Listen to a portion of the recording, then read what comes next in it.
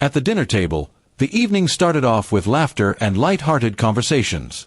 My wife was glowing, dressed simply yet elegant enough to catch everyone's attention. We were sitting among her old friends, many of whom I had met before, but tonight there was someone I hadn't seen in years, a man she once told me had admired her long before we met. The moment he walked in, his eyes found her, and I noticed a certain spark in his smile. As the dinner went on, I kept observing him. His jokes were aimed at her, his stories crafted in a way to draw her into the spotlight. He leaned closer than necessary, asked her questions as if no one else was in the room. It was subtle but clear. He hadn't forgotten his old feelings, and tonight, he seemed to be testing the waters again. I tried to brush it off at first. After all, my wife was loyal, and I trusted her.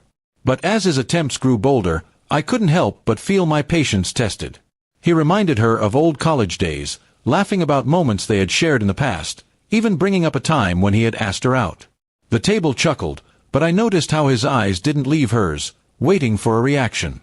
My wife smiled politely but kept her hand resting on mine, a gesture so small yet so powerful. Still, I felt a knot in my stomach. Would she be swayed by his confidence, his charm, or by the memories he kept trying to resurface?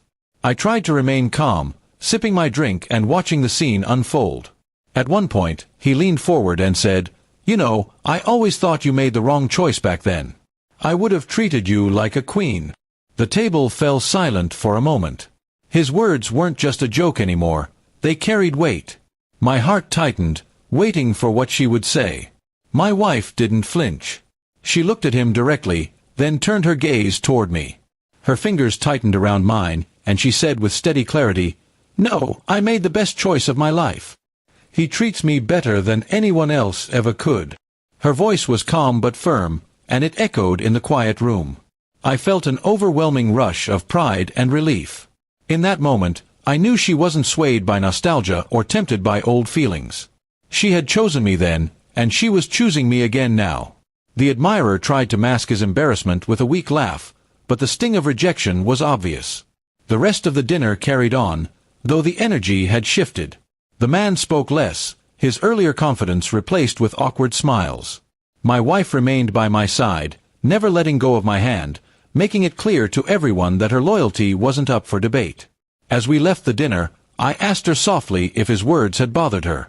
She smiled and shook her head. "He's living in the past. I'm living in the present, with you. That's all that matters." Her assurance was like a balm to every insecurity that had tried to rise inside me. On the way home, I kept replaying the moment in my head. The way she silenced him not with anger, but with certainty. The way she chose me without hesitation, even when tempted with memories of what could have been.